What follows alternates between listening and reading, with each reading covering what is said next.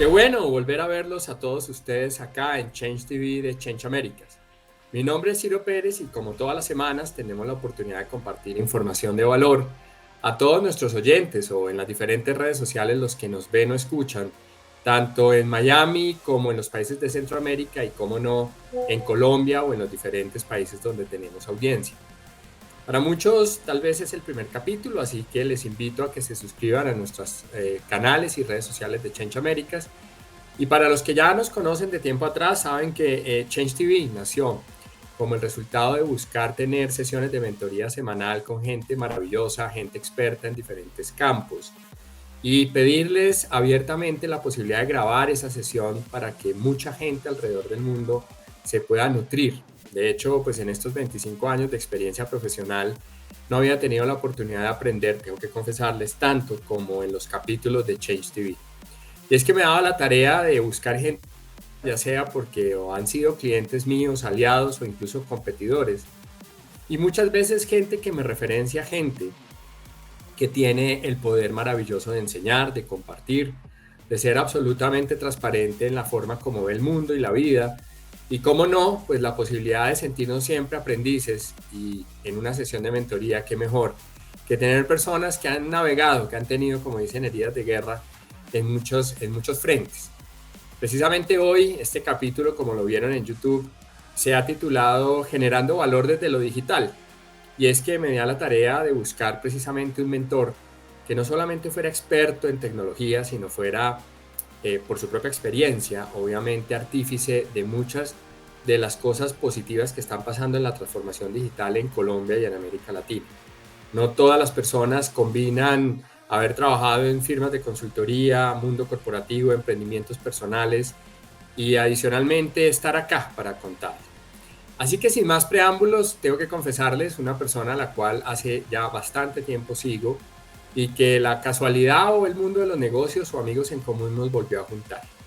Hoy quiero, sin más preámbulos, darle la bienvenida acá en su casa, Change Américas, a un gran amigo y mentor, Diego Tovar. Diego, qué gusto saludarte. Hola Ciro, buenas tardes, honradísimo de estar aquí contigo y para Change TV, de manera que súper dispuesto y seguramente el que más aprende soy yo, entonces voy a pasar un rato muy agradable seguramente y muy productivo. No dudo un segundo que eres un aprendiz. De hecho, los que quieran conocer un poco más a Diego, Diego tiene varias grabaciones en redes sociales y son impresionantes. Yo tuve la oportunidad de conocer a Diego precisamente trabajando en una gran firma de consultoría y ahí lo empecé a seguir porque lanzando la Asociación Colombiana de Experiencia de Cliente, tuve la oportunidad de escuchar la primera vez que tenía la oportunidad de escucharte, pero cada vez que uno escucha aprende y yo dije, esta persona hay que seguirla, hay que seguirle los pasos. Ahora en tu mundo como emprendedor y obviamente como consultor experto en tus propios modelos, hay mucho que aprender. Y precisamente hoy quiero tocar un tema, pero antes de tocar el tema de generación de valor, quiero conocer tu hoja de vida alrededor de aprendizajes. Esta sección de Change TV la voy a llamar ¿Qué aprendí? Y siguiendo, digamos, un poco tu hoja de vida, voy a hacerte múltiples preguntas con preguntas cortas, respuestas cortas de tus principales aprendizajes, fracasos, dolores, temas que no salieron como te los habías soñado, o por el contrario, aprendizajes que te volvieron mucho más potenciales. Por eso quiero arrancar preguntándole a Diego, ¿qué aprende Diego de jugar golf?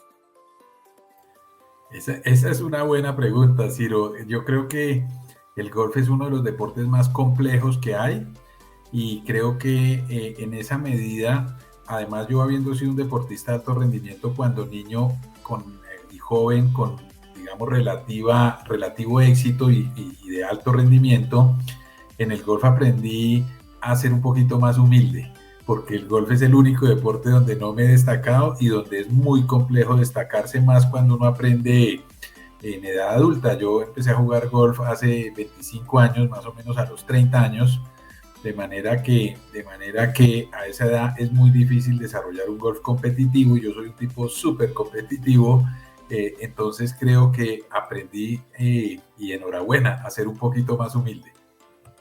De hecho, no había escuchado esa historia tuya. ¿Fuiste deportista de alto rendimiento en qué deporte? Si podemos conocerlo acá en Change TV. Claro que sí, pues mira, de niño, en la niñez fui campeón nacional de taekwondo en las dos federaciones, en la internacional y en la mundial. Fui jugador de fútbol empedernido y llegué a la selección Colombia prejuvenil de fútbol. Fui tenista y aquí estoy hablando hasta que me gradué del colegio, ¿cierto? Hasta los 15, 16 años. Fui tenista y llegué a ser de los 10 primeros del ranking de la categoría intermedia, que era lo que hoy sería como una segunda categoría en Bogotá, en el ranking de Bogotá. Y ya entrar a la universidad me tocó dejar el tenis, yo era muy tenista y me dediqué al squash y fui campeón nacional de squash estando en la universidad. Y ya después de la universidad me dediqué al golf y al automovilismo deportivo. Entonces cualquiera que me vea diría, no, pero este tipo gordito, ¿cómo así que todos esos deportes? Como que no se la creen, pero pues el tiempo le va pasando a uno factura. Entonces mi deporte ya en la edad adulta es el golf y realmente es el único en donde, a pesar de que no creo que haya jugado mal, me he divertido mucho 25 años con el golf, pues no fui un deporte, no fui ya de esos niveles de rendimiento como cuando era joven. Oye, me eres una caja de sorpresas. ¿Cómo así que fuiste deportista? Entre otras, te encanta el automovilismo. Ese es un tema que a mí me ha apasionado. Algún día tengo que traer a Change TV algún corredor pues de autos de alto rendimiento, pero interesantísimo esa carrera. O sea, usted no ve la vida sino a través de ganar o perder, ¿o cómo es esa historia, Diego? Sí, así es, que tiene sus buenas y sus malas, ¿no? O sea, la competitividad tiene lados positivos, pero tiene también lados negativos, y yo he sido un personaje súper competitivo. De hecho, te voy a relacionar ahí una historia del automovilismo con la parte profesional. Cuando trabajé para Ross Perot en Electronic Data Systems, que era la compañía por allá por los años 2000 más grande del mundo en outsourcing de tecnología, éramos 160,000 personas, facturábamos 23 mil millones de dólares al año en horas hombres, sin mover ningún otro activo que lo que facturamos, digamos, personas como tú y yo en el mundo de la consultoría. Y sin embargo éramos menos de 1,000 personas en el mundo. De las 160,000 éramos menos de 1,000 comerciales, 1,000 personas que hacían desarrollo de negocios. Y uno de los requisitos para estar ahí era estar tan loco como yo en esa materia deportiva. Entonces solo contrataban gente que hiciera algún deporte extremo, y el automovilismo lo consideraban así. Entonces mis amigos, mis colegas eran aviadores, alpinistas, cosas de ese estilo. Yo era automovilista deportivo. Ellos decían que la gente que le juega a esos niveles de riesgo y a esas dosis de adrenalina y de competencia, pues resulta muy bueno para estructurar mega deals, mega negocios. Y eso era mi trabajo en ese EDS de la época. EDS. Oye, increíble EDS. No me acordaba yo de EDS, pues toda mi vida estaba en firmas. Precisamente estuve con Diego, el CEO de BDO para Colombia. Estuve el jueves en una junta directiva allá en Santa Marta. Un saludo a todos los amigos de BDO. Y me puso Diego a estudiar las firmas, digamos, de auditoría tradicionales, ¿no? Accenture, no, Deloitte, KPMG, St. John y Price. Y un poco me tocó estudiar la historia un poco de estos días y me puse a entender, por ejemplo, Accenture, que es una compañía que hoy en día factura 60 billones de dólares, que hace Julie Sweet, la CEO. La empecé a seguir, a tratar de entender. Y por eso a mí me gusta mucho hablar con la gente que ha trabajado en firmas de consultoría, porque no solo les aprendo para mi propio trabajo en Change América, sino porque creo que ser consultor tiene demasiadas implicaciones que la gente a veces no entiende y que solamente piensa muchas veces de manera, para mi gusto, asimétrica, que es: yo he trabajado en un corporativo, me retiro y soy buen consultor. Tengo una opinión bastante sesgada al respecto. Pero ¿qué aprendió Diego de trabajar en Everest y en Deloitte, que posiblemente pueden ser consideradas hoy fácilmente top 10 dentro de las firmas de consultoría de negocios?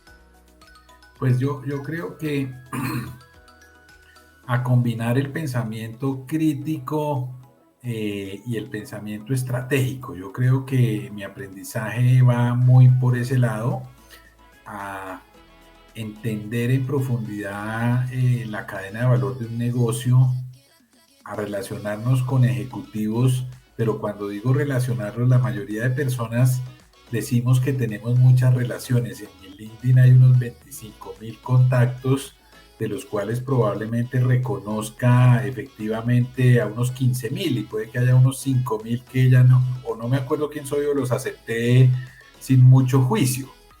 Sin embargo, entonces la gente dice, tengo muchas relaciones con ejecutivos. Para mí, la mayoría de gente tiene contactos a nivel ejecutivo, no relaciones. Y contactos es cuando uno con un ejecutivo discute proyectos, estrategias, planes, etcétera.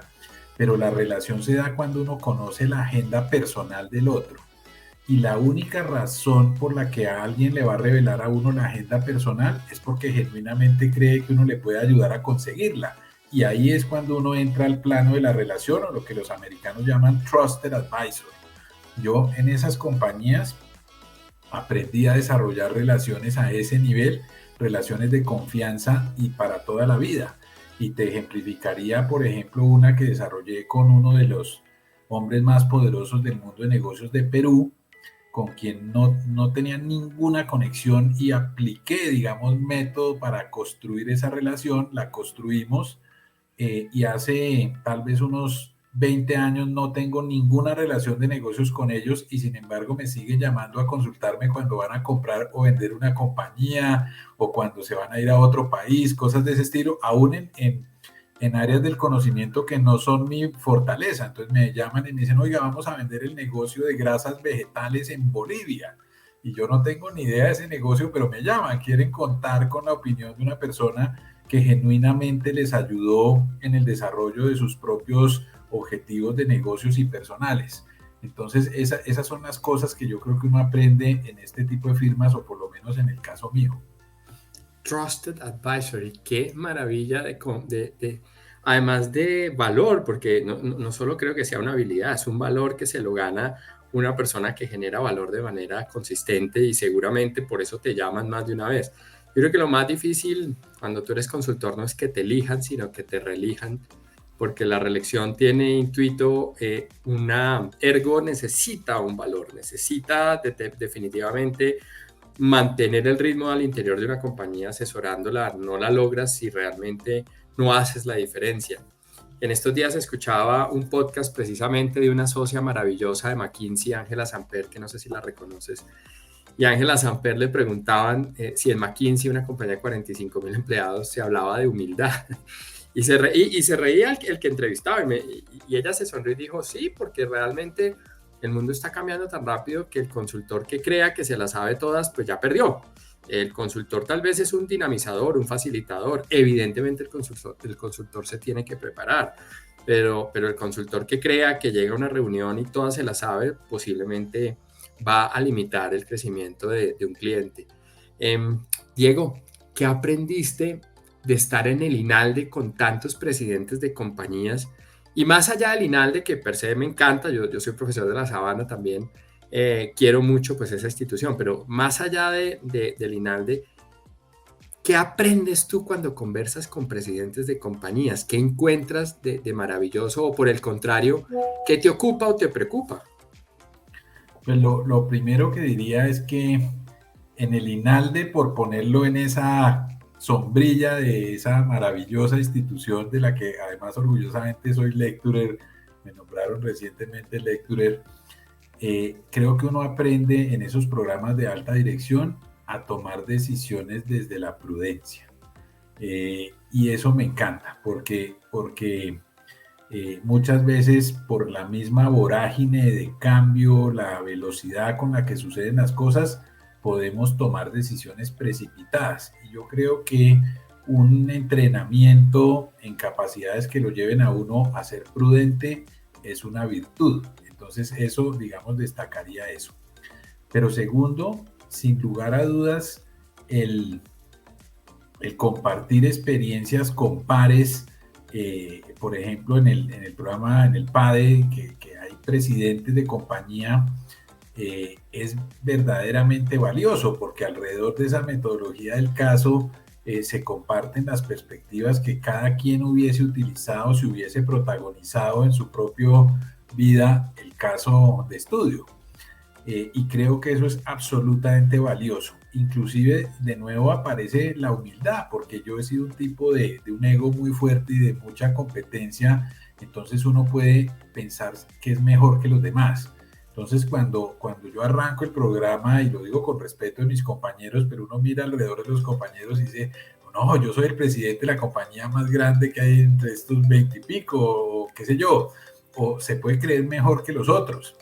Y resulta que para nada, ahí lo que hay es un grupo de gente con experiencias diversas, con talentos, capacidades y habilidades totalmente heterogéneas que todas aportan en la medida en que uno tenga una capacidad de escucha activa importante. Si uno quiere ir allá a hacer el show y a decir que uno siempre es el más inteligente en la resolución de los casos, pues creo que pierde el tiempo accediendo a un programa como el PADE de Linalde.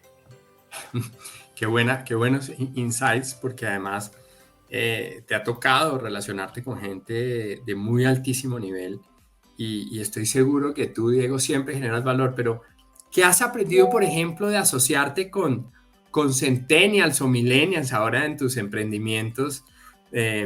Porque entre otras cosas, me encanta que a la edad que tienes, como en tu conferencia El Mundo al Revés, pues seguramente estás buscando energía y oxígeno también con la gente que estás haciendo negocios. Pero ¿qué has aprendido de asociarte con gente posiblemente 20, 30 años menor que tú?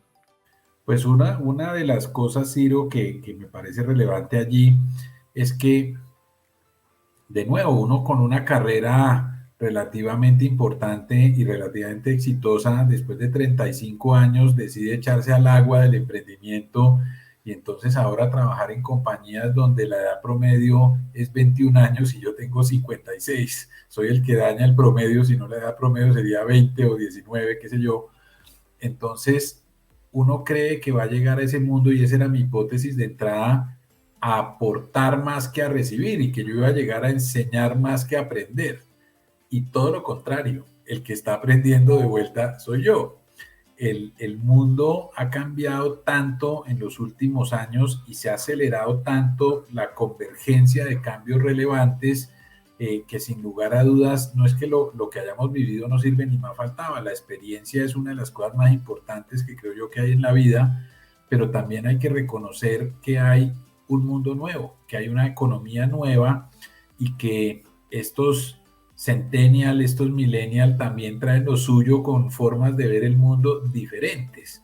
De hecho, yo coincido con Jung-Chul Han, que dice que el hombre del futuro va a ser un Homo Ludens y no un Homo Faber. Entonces, estas nuevas generaciones quieren experimentar y vivir cosas más que poseerlas. Entonces, desde la misma mentalidad son muy diferentes.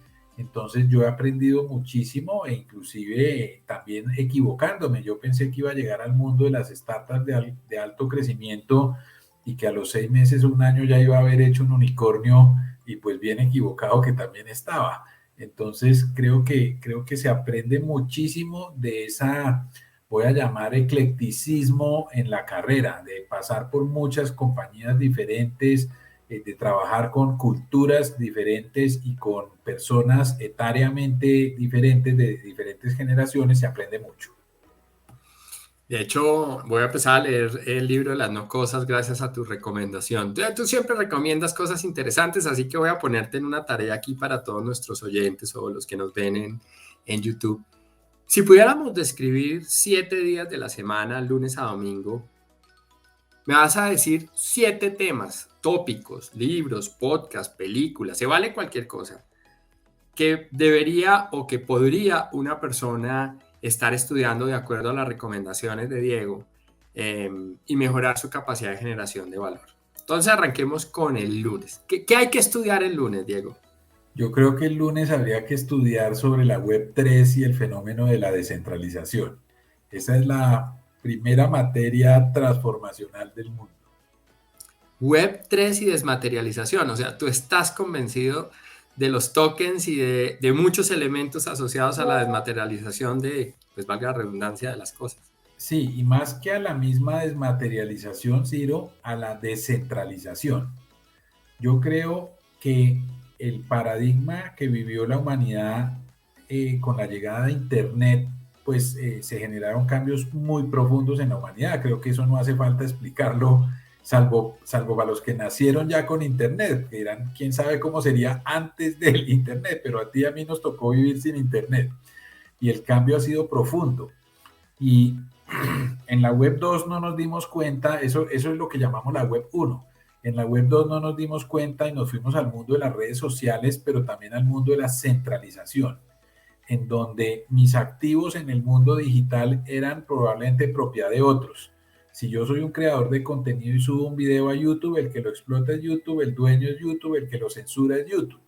El mundo de la web 3 y la descentralización dan la posibilidad por primera vez en la historia de la humanidad de que seamos dueños de nuestros propios activos.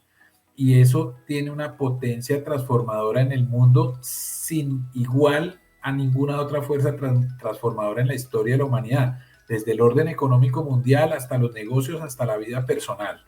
Entonces creo que ese libro me lo estudiaría el lunes, pero le seguiría de seguidilla hasta el viernes.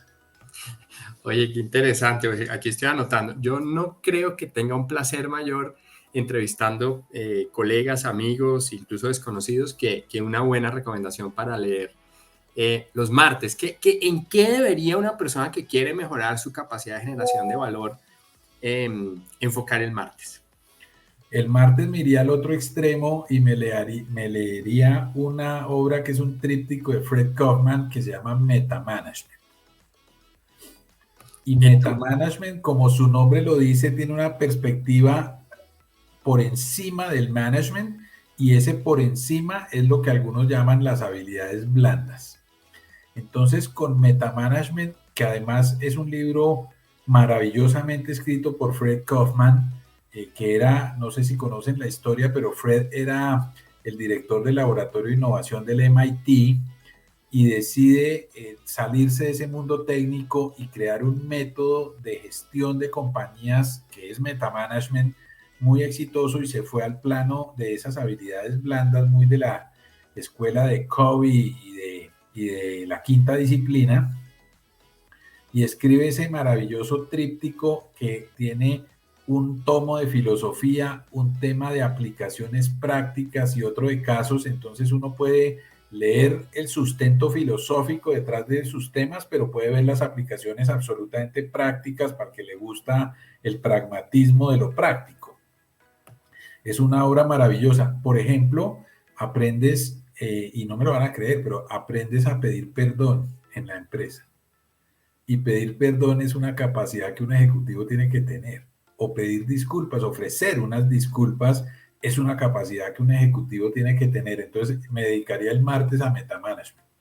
Les dije, mire, llevamos 25 minutos de entrevista y Diego no para de disparar recomendaciones. Yo tuve la oportunidad de hacer en un cliente transformación cultural utilizando la quinta disciplina, y ahí empecé a llegar al liderazgo consciente y obviamente llegar a Fred Kaufman, pero no he leído su tríptico. Mira que aquí, mejor dicho, martes lo tengo ya encauzado. Miércoles, ¿en dónde enfocaría un ejecutivo que quiere generar valor? ¿En qué debería enfocar el miércoles? Y te diría, antes de irme al miércoles, que yo creo que Freddy, lo respeto mucho, lo quiero mucho, fue mi coach personal por un año entero, una bendición que me dio la vida de poderlo tener a él como coach. Pero él hizo The Conscious Business, que es un libro mucho más comercial. En cambio, Metamanagement es su obra maestra, y tal vez por lo largo, que son 3 tomos, vende menos. Los libros más largos venden menos generalmente. Entonces hay que leer Metamanagement. El miércoles me le dedicaría a Traction. Leería Traction porque creo que en este siglo XXI las empresas, llámese startups o llámese empresas existentes, consolidadas o maduras, tienen que pensar en modificar su sistema operativo. Y Traction es el creador del Entrepreneur Operating Systems, que es el sistema operativo de una empresa. Y de una manera súper brillante y súper aterrizada le enseña a uno qué aspectos de la empresa tiene que gestionar en un mundo tan acelerado como el del siglo XXI, porque uno pudiera pensar que tiene tantas prioridades y cosas que hacer como CEO o como ejecutivo de una empresa, que se puede perder a los 10 minutos el foco. Traction le dice no, lo verdaderamente importante es la visión, la gente. Le dice cuáles son las bases de un sistema operativo de una compañía y cómo gestionarlas efectivamente. Y así como cuando crees que has leído todo, llega un mentor y te cambia la partitura. Así. Los jueves, Diego, un ejecutivo que nos esté escuchando, tanto de gestión humana, de marketing, de revenue o de supply chain, bueno, en fin, de cualquier proceso, o un entrepreneur o emprendedor, como llaman ahora, el jueves en qué debería enfocar su aprendizaje. Entre otras cosas, para todos los que nos están escuchando, Diego es un absoluto defensor del lifelong learning, por eso esta metáfora. Jueves, Diego. Yo el jueves creo que habría que partir la semana. Entonces el jueves vámonos a aprender de vinos, vámonos a aprender de lo que sea su pasión y o su hobby, vámonos a aprender de cocina, vámonos a aprender, no sé, de algo que no tenga que ver con ese giro del negocio que al final sí va a tener que ver. Pero después de ese lunes, martes y miércoles tan intenso que les propongo, el jueves a partir la semana y el que le guste el reggaetón, reggaetón, el que le guste la música clásica, pues a por ella, pero yo partiría la semana en algo que de alguna manera genere esa desconexión consciente de la temática del negocio. Oye, tuve la oportunidad de un cliente en Miami, el grupo BMI, que por cierto los saludo a toda la familia, a David, bueno, a todos los socios del grupo BMI, grupo asegurador que está en varios países. Y tuve la oportunidad de estar en Las Vegas con ellos en un evento hace 3 meses y uno de los grandes expositores, gerente de esa firma, es un gran catador de vino y tiene una bodega que ni te cuento. Y por eso te hacer esta pregunta, porque se la hice a él, que pues invierte literal cientos de miles de dólares en vino. Es impresionante la bodega que él tiene. Y le pregunté, si yo tuviera que regalarte un vino, porque pues evidentemente una persona que sabe tanto, es difícil pensar en qué vino regalarle, pero yo sé que a ti también te gustan los vinos, Diego. ¿Qué vino recomendaría Diego para el jueves entonces? ¿Cuál hay que ir a comprar? ¿Cuál hay que pedir? Hay muchísimos, mira, empezaría diciendo que si algo aprendí en ese mundo es que entre más estudio, menos sé. Es tan amplio el mundo de los vinos que es como el golf, hay que reconocerse humilde si uno quiere medio pasársela bien en el tema. Aún así, me atrevería a, y por supuesto que esto va en gustos y por eso hay gente que dice que el mejor vino es el que a uno más le guste. Mi especialidad además es escoger vinos de calidad sin pagar miles de dólares. Esa es la especialidad mía. Y en esa materia, de lo que más me gusta, me voy a atrever a nombrar alguno, Closa Palta. Closa Palta es un vino chileno de la bodega La Apostol. Y hay un juzgador de vinos, un juez de vinos que me parece de los mejores, que es la revista Wine Spectator. Wine Spectator es una revista que debe estar al aire desde los años 50 o 60 y hasta el año 2008, por primera vez en la historia de la revista, el vino del año, ellos escogen vinos todos los meses y al final del año dicen cuál es el vino del año. En el 2008, por primera vez en la historia de la revista, un vino no francés ganó como vino del año de Wine Spectator y fue el Closa Palta. La bodega La Apostol es una bodega de Alexandra Marnier La Apostol, una niña de origen francés. Seguramente te acuerdas del Grand Marnier, que es un licor suntuoso con dejos de naranja. Eso es del abuelo de él, que era el señor Marnier. Ella se llama Alexandra Marnier La Apostol y tiene una bodega sensacional ahí en Chile y hace unos vinos de muchísima calidad. Y ese Clos Apalta es un vino fenomenal y que en condiciones normales, sin el tema impositivo en Colombia, voy a dar más bien un precio internacional, es una botella de unos $100 en Miami. Oye, qué interesante. Yo te confieso, nosotros en Change Américas hacemos para algunos clientes unas experiencias de equipos de alto desempeño con una cata de vinos y creo que los que saben de vinos tienen una particularidad, porque es que en los vinos lo que dices tú es muy cierto. Una persona que sabe de vino sabe que no sabe, porque es tanta la información que debe aprenderse incluso de memoria, porque pues tú al frente de un público haciendo una cata te pueden hacer preguntas de cualquier cosa asociada y no asociada al vino, que mis respetos, tiene que estudiar todo el tiempo. Y entonces el viernes, si me estuviera tomando un vino con mi propia soledad, ¿qué debería estar estudiando? Filosofía. El viernes es para la filosofía. Entonces, ahí, como tú ya nombraste a Byung-Chul Han, pues voy a obviarlo. Yo me he devorado todos los libros de Byung-Chul Han, tengo la colección completica, pero recomendaría para otro filósofo posmoderno que sería Franco Bifo Berardi. Le dicen Bifo, Franco Berardi, filósofo italiano. Y uno además es un pensador increíble dentro de una escuela de pesimistas.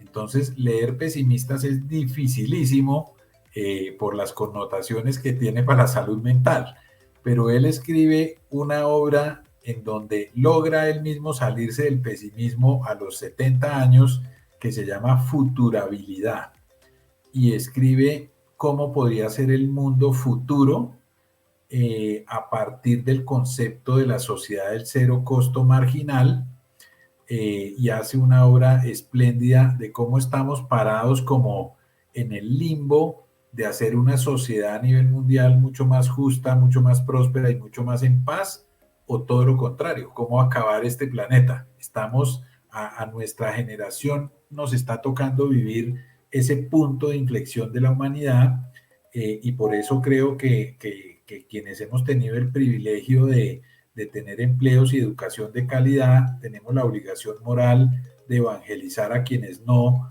porque la ignorancia es la que más genera esa brecha de equidad que tanto nos oprime, y en particular a los latinoamericanos.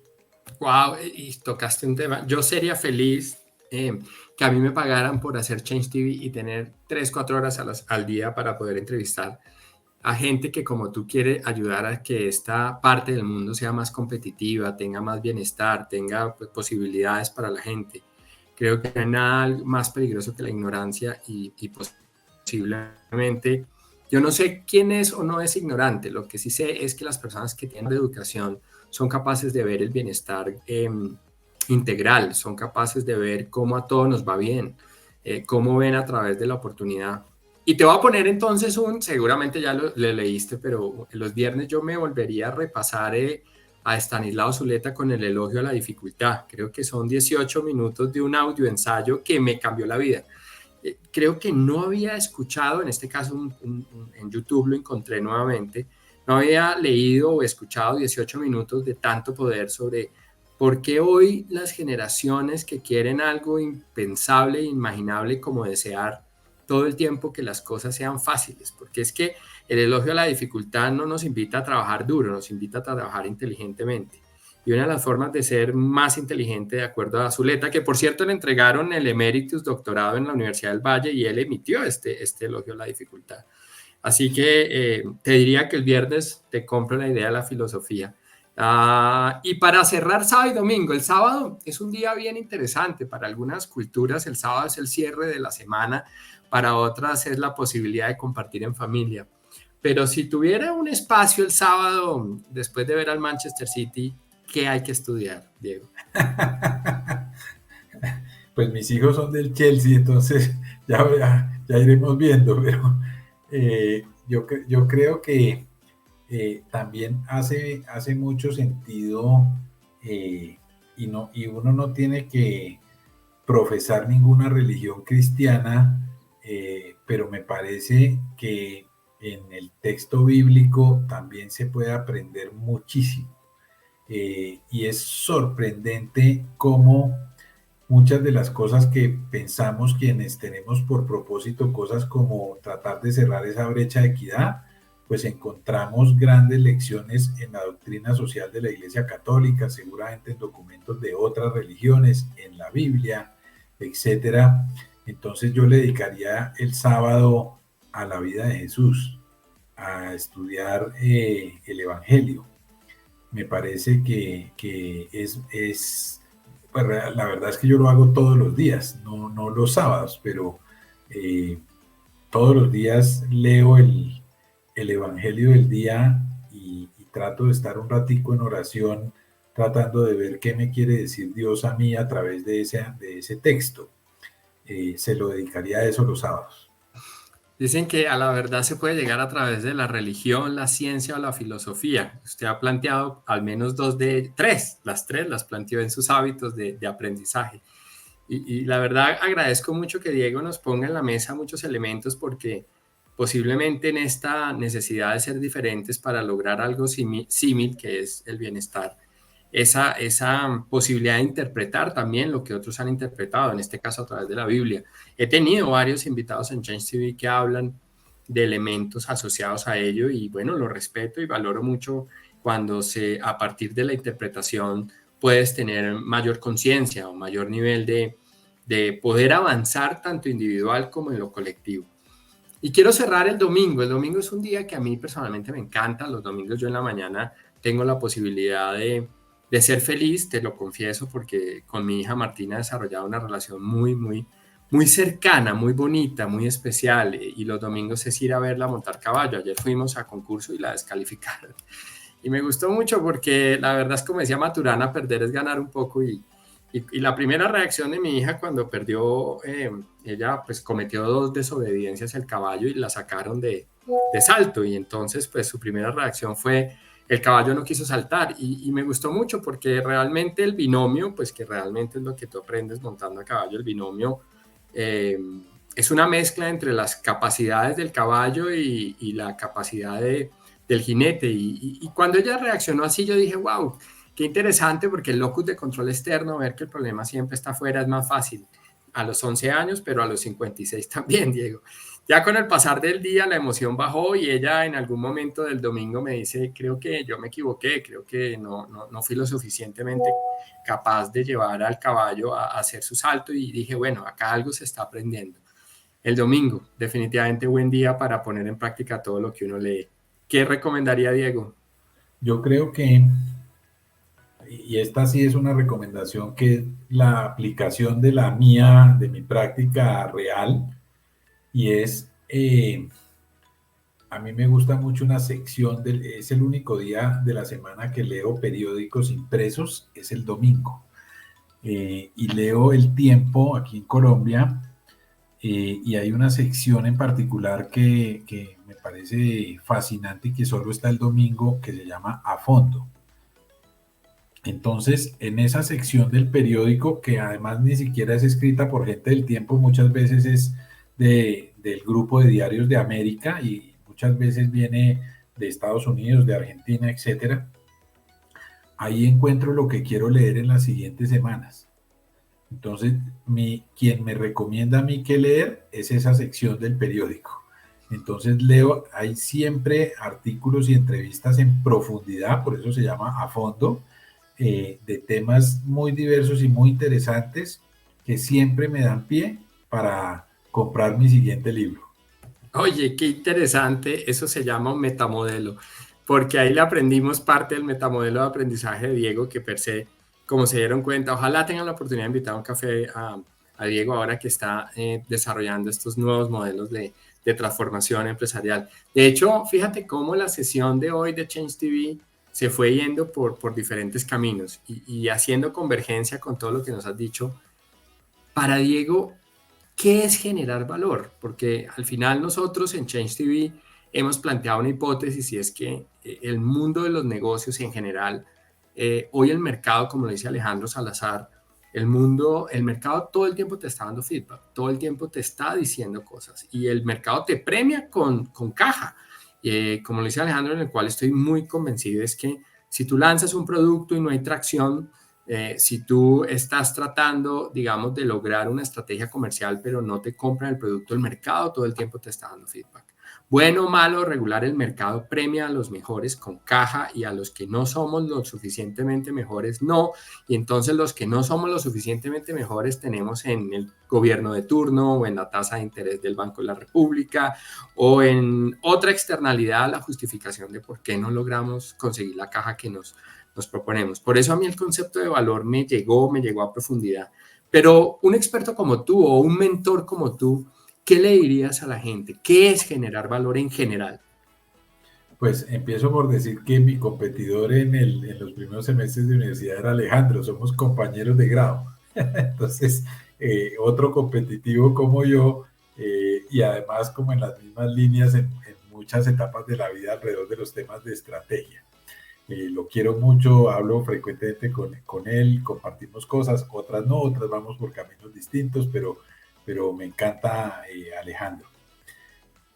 El tema de la generación de valor, yo lo voy a llevar de, al plano de las conexiones. Yo creo que no es una definición ortodoxa de valor, pero diría que nuestro papel tiene que ver con el conectarnos a nosotros mismos y el conectar a otros con historias de sentido común que nos hagan un poco más felices, que nos generen entusiasmo, que nos permitan aprender a través de acciones nuevas y en últimas que nos permitan honrar lo que es verdaderamente importante en lo profundo de cada uno de nosotros. Si uno ayuda a otros a establecer esa conexión y se ayuda a uno mismo a establecer la propia, está generando valor. Ese es el mayor valor que se puede generar, el de ayudarle a la gente a verdaderamente conectar lo que le interesa en la vida con una historia de sentido común que muchos llaman propósito y que es la única razón de permanecer en un esfuerzo empresarial en el siglo XXI. Entonces, con la volatilidad que tenemos, con el futuro del trabajo que tenemos, yo sostengo que el concepto de trabajo a término indefinido de la legislación laboral colombiana no le quedan 5 años. Todos vamos a ser freelancers, empresarios para sí mismos o proyectizadamente vinculados a empresas de terceros. Entonces, se necesita una conexión a través del propósito para que realmente yo quiera permanecer en Change Américas, por ejemplo, ayudándole a Change Américas, si no, no estaría allí. Entonces, el mayor valor que podemos generar hoy a un tercero es a través de despertar esa ética participativa en él, ayudarlo a conectar a sí mismo y a conectar a otros con esa historia de sentido común que le permita honrar lo que le importa en su parte más profunda de la vida. Creo yo que ese es el mayor valor y por eso me fui por ese lado en una definición, insisto, no ortodoxa de valor, pero creo que relevante para una época de tanta velocidad y tanto cambio. Oye, qué interesante. Sí, la llevaste por otro lado, pero me encantó este concepto de generar valor en ti mismo y en los demás. Y me surge una pregunta.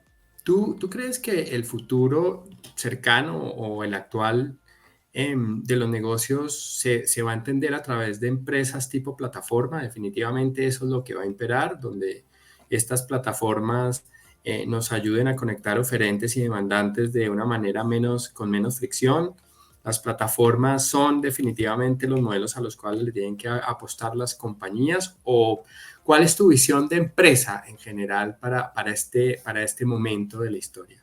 No, yo creo que las plataformas ya fueron y ya pasaron. Yo creo que a las plataformas las está sucediendo que sería el concepto ecosistémico. Entonces los ecosistemas que para mi gusto irían un poquito más allá de las plataformas que conectan oferta y demanda. Pero también no creo que ese sea el estadio último. Yo de nuevo apelando a lo que dije al principio de este programa, creo que la descentralización es el mayor disruptor de la humanidad hoy y entonces creo que el futuro organizacional apunta hacia las organizaciones autónomas descentralizadas o DAOs. El futuro empresarial son las DAOs. Y cuando a mí me preguntan, ¿y qué es la DAO? Y no quiero enredar a nadie con un concepto de blockchain técnico, yo diría que lo que más se parece a las DAOs, para entenderlo más fácil, serían las cooperativas o los clubes sociales pero en el mundo de blockchain en el siglo XXI. Entonces, ¿por qué cooperativas? Porque cuando uno se mete a una cooperativa, uno hace un aporte y se vuelve codueño de un patrimonio. O cuando uno compra en una acción en un club social, pues se vuelve socio, por eso le dicen a uno, ¿usted es socio de qué club? Y yo me vuelvo socio, pero realmente tengo un derecho de uso sobre unos bienes. El día que lo liquidan no me van a dar un pedacito del campo de golf ni de la piscina, o el equivalente en dinero. Entonces, las organizaciones autónomas descentralizadas son organizaciones compuestas por múltiples personas que en un modelo contribuir para ganar han hecho una contribución a un patrimonio colectivo. Son descentralizadas porque no hay liderazgos claros, entonces yo creo que el concepto del organigrama se acabó también. Adiós organigramas, adiós niveles jerárquicos, adiós liderazgos visibles entendidos como estilos de dirección y no de participación. Entonces son totalmente descentralizadas porque no hay nadie que la gobierne. Para mí sería más parecido el organigrama a una ameba que a una cosa jerárquica, a un ser vivo, digámoslo así, va cambiando en el tiempo y se dicen autónomas porque sus principales reglas de juego y reglas de negocio y modelo de gobierno se acuerdan en el inicio de la sociedad, se queman en un software, en un contrato inteligente, en un smart contract, que se ejecuta autónomamente y entonces no hay burocracia. Okay. Se puede llevar el modelo de gobierno a la automatización autónoma, por eso organizaciones autónomas y descentralizadas. Ese es el futuro de la organización y entonces tenemos que empezar a prepararnos para entender cómo yo como persona voy a ser parte de una DAO, y cómo es que juegan esas DAOs. Y ya están empezando a surgir inclusive DAOs políticas. Entonces esto va a transformar el mundo, hasta inclusive el orden económico mundial que yo predije en un escrito de hace varios meses, que el orden económico mundial, ahora que estamos viendo el ocaso del capitalismo y la hegemonía Estados Unidos dólar amenazada, yo creo que los que le apostaron a China y al yuan se van a quedar viendo que eso no es así. Los que le apostaron a un orden económico multipolar también van a ver que no va a ser así, o si va a ser por periodos muy cortos, y va a venir un orden económico mundial de las naciones descentralizadas o estados en red, en donde ya no necesita uno ser de una nación-estado porque nació en un sitio o porque tiene propiedades en ese sitio o porque transa con la moneda de ese sitio, sino que esto puede estar distribuido en cualquier parte del mundo. Entonces, las DAOs, no les dije eso, pero lean de las DAOs, eso sí que hay que leer. Pues ya si quedan festivos, hay que leer sobre las DAOs. Oye, mira, se pasa el tiempo tan rápido y sobre todo cuando una buena conversación te va llevando. Y me surge una pregunta escuchándote. Las transformaciones entonces no se circunscriben a lo digital. Las transformaciones implican cambio de mindset, las transformaciones implican cambio de habilidades, las transformaciones implican cambio en el orden de las jerarquías, en el orden de los valores. La transformación implica una manera diferente de entender al cliente y entender al proveedor. Si un presidente de compañía te estuviera escuchando en Change TV, en este capítulo, ¿cuál sería el ABC de la transformación, Diego?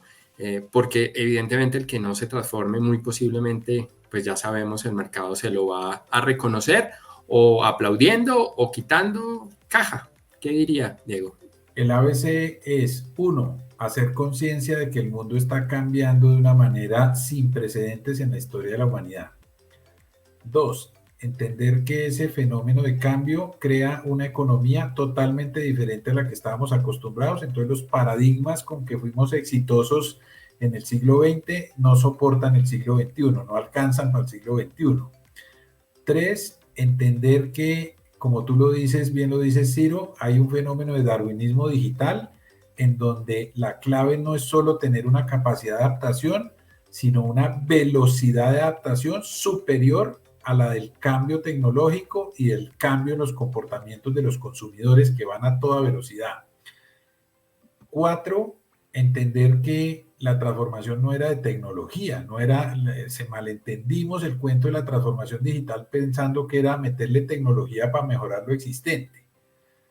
Más bien la receta viene por transformar desde la estrategia.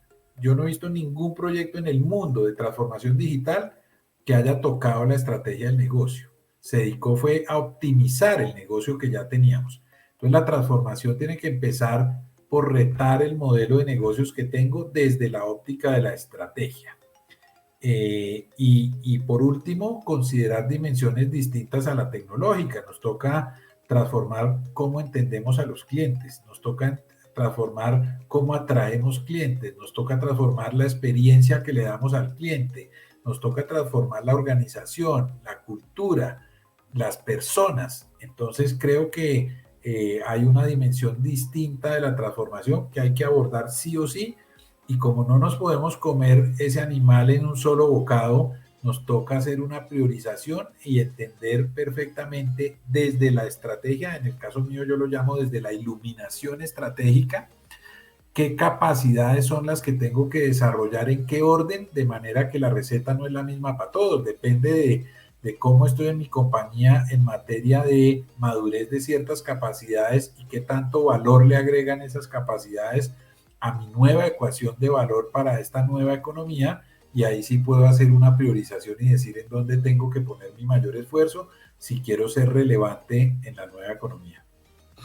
Me encanta que hayas tocado tu modelo de iluminación estratégica. Ese concepto me iluminó, me conectó cuando lo leí en tus este capítulo. Quiero ir cerrando porque estoy seguro que podríamos durar unas 1000 horas más hablando con Diego y con tantos elementos, pero quiero cerrar con 3 preguntas para este Change TV. Pregunta número 3, 2 y 1. Pregunta número 3, Diego. Tú tienes 2 hijos y yo tengo una niña, y definitivamente tener hijos es la oportunidad de ayudar a través de la enseñanza, el aprendizaje, la mentoría, el coaching. Uno siempre sueña que los hijos sean posiblemente mejores expresiones para la humanidad que lo que ha sido tú o yo. ¿Cuál es el principal aprendizaje que quisieras que tus hijos hoy se llevaran de estos 35 años de dilatada carrera profesional? ¿Qué les dirías a tus 2 hijos de los do y los don't para generar valor y para, como lo dices tú, iluminando la estrategia, pero en este caso a tus hijos o a mi hija Martina? Mira, tengo clarísimo que sería un solo mensaje, y es que dejen la ética representativa, porque nosotros seguimos educando bajo un modelo ético representativo en el que nos victimizamos toda la vida en quienes nos representan. Entonces dejemos de echarle la culpa al presidente de la República, gústenos o no, de izquierda o de derecha. Dejemos de echarle la culpa al profesor en el colegio o en la universidad. Dejemos de echarle la culpa a Ciro, que es el CEO de la compañía. Dejemos de victimizarnos. Entonces la gente fue educada en un modelo en donde sus respuestas están en función de las circunstancias. Y tenemos que irnos a un modelo de ética participativo en donde entendamos que si bien existen las circunstancias como factores externos, existe una cosa que llamamos la conciencia, y que la elección la debo tomar yo.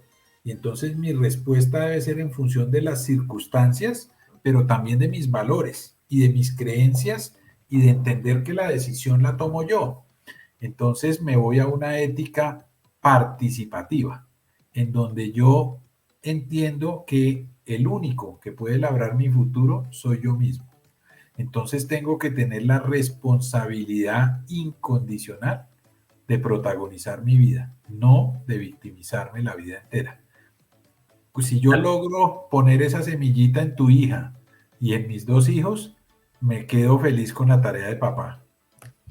Me encanta, yo te felicito que tengas esta capacidad de expresar ideas complejas en elementos simples, porque estoy seguro que tus 2 hijos, Juan Diego y José Pablo, pues toda esta información que tienes, si la pueden poner en la práctica a la edad que tienen. Por eso tu símil de Benjamin Button, ¿no? de cómo con la experiencia que tienes hoy pudiéramos tener la capacidad, la vitalidad de un muchacho de 15, 20, 25 años. Oye, penúltima pregunta. ¿Le pusiste a tu modelo, bueno, digamos, la sombrilla de tu modelo de retar la estrategia y poder llevar a través, digamos, de pivotaje y de iluminación estratégica a generar más valor? ¿Por qué le pusiste Flip It? ¿Y qué significa Flip It en el lenguaje de Diego Tovar? Mira que uno de mis socios quiso que le llamáramos Dale la vuelta, porque se trata de ver la otra perspectiva. Y por eso la iluminación la llamamos iluminación, porque queremos ser como un farito que prenda la luz para nuestros clientes, para los ejecutivos de nuestros clientes y les permita ver más allá, porque es que estamos acostumbrados a navegar con las luces bajitas. Nosotros queremos poner las luces plenas para que los clientes puedan ver más allá. Entonces quisimos ponerle, dale la vuelta, íbamos a salir como dale la vuelta y nuestra agencia de marketing nos dijo, me parece más sonoro y más marketing el flip it. Y entonces nosotros le decimos a la gente que el cambio es ahora, que el futuro es hoy y que hay que darle la vuelta, entonces flip it. Y fíjate que es un concepto poderoso porque necesitamos darle la vuelta a todo. Aquí estamos hablando de transformaciones empresariales, pero personales, pero tecnológicas, pero filosóficas. Entonces tenemos que tener esa capacidad de adaptabilidad rápida y de darle la vuelta a las cosas si queremos ser relevantes. Y yo creo que se trata de mantenernos relevantes en un entorno diferente. ¿Cómo ser relevantes? Esa palabra me encanta porque además creo que la relevancia genera valor y cuando generas valor puedes seguir siendo representativo en el mercado en el que compites. Diego, para cerrar, no sin antes dándote las gracias y invitando a que todos los que les gustaron esta episodio de Change TV puedan consultar a Diego. Te voy a hacer una última pregunta, pero antes de ello, ¿dónde te pueden ubicar si alguien quiere que tú seas parte de la junta directiva o invitarte a un café o tomarse un buen vino? Por supuesto, o las tres. yo soy, yo soy absolutamente abierto, de manera que a mí me encuentran en las redes sociales como @Diego_Tobar1 con B pequeña. Mi teléfono es público, el celular, de manera que por WhatsApp normalmente contesto rápido, 317-574-1154 en Colombia. Y mi correo es muy fácil, es diego@flipit.network. De manera que para mí un placer. Cuando tú me propusiste esta invitación, dije, creo que no me demoré unos 2 minutos en decirte que estaba más que listo, porque creo que esta es parte de, como te decía, como esa obligación moral que tenemos quienes hemos tenido el privilegio de trasegar caminos, de recorrer caminos académicos y profesionales. Tenemos esa obligación para con nuestra sociedad de devolverle un poquitico de ello y además aprendemos y nos divertimos, de manera que me encantaría tomarme ese café, ese vino o estar en la junta directiva de alguno de ustedes que nos está viendo y escuchando hoy en este programa. Voy a promover una semicata de vinos acá en mi casa con un buen Protos o con un buen vino para que los que quieran públicamente me escriban y con un pequeño cupo limitado, pero que vengan acá a mi casa y voy a invitar a Diego como protagonista, porque creo que hay demasiadas cosas para hablar. Voy a cerrar con una pregunta. En estos días leía un libro que me encanta, que se llama Tráguese ese sapo y que habla de manejo del tiempo. Y decía que definitivamente no hay nada más peligroso que hacer perfectamente algo que ya no hay que hacer. Y quisiera preguntarle a Diego, así como generar valor a veces es producir, generar cosas nuevas, hoy ya con la madurez que te dan los 56 años, Diego, ¿a qué no vale la pena dedicarle tiempo? ¿A qué vale la pena aprenderle a decir no? Yo en términos generales pensaría que uno le tiene que decir a 9 de 10 cosas que no. A 9 de 10 que no. y uno tiene que encontrar definitivamente eso que los japoneses llaman el ikigai, ¿no? Entonces, en lo que eres bueno, lo que te gusta, en lo que te pueden pagar, etcétera, y combinar eso un poquito con la perspectiva trascendente de qué quieres ser en la vida y apuntarle a cosas en donde realmente le estés aportando a tu propio propósito de vida. Entonces el sedazo tiene que ser el propósito. Entonces a mí, si me invitan a proyectos o actividades que no los encuentro alineados con mi propósito de vida, les digo que no. Pues ya saben, si quieren tener una buena conversación en términos de valor, pero además en términos de una buena amistad y colegaje, no duden en contactar a Diego. Y por cierto, quiero recomendar todo su programa de Flip It por una razón, y es que no hay industria que en este momento no se esté transformando, y si no logras tener una ABC de transformación, cada vez te vas a complicar más, porque tus competidores también se están moviendo.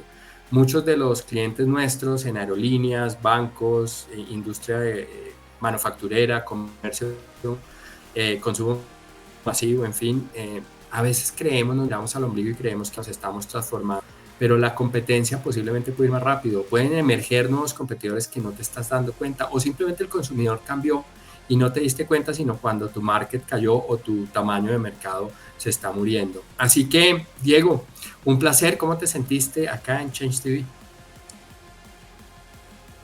Absolutamente cómodo, de verdad que te agradezco muchísimo el espacio.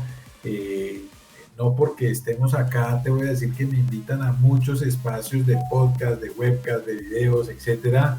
Este me lo gocé como hacía mucho rato, no me gozaba alguno.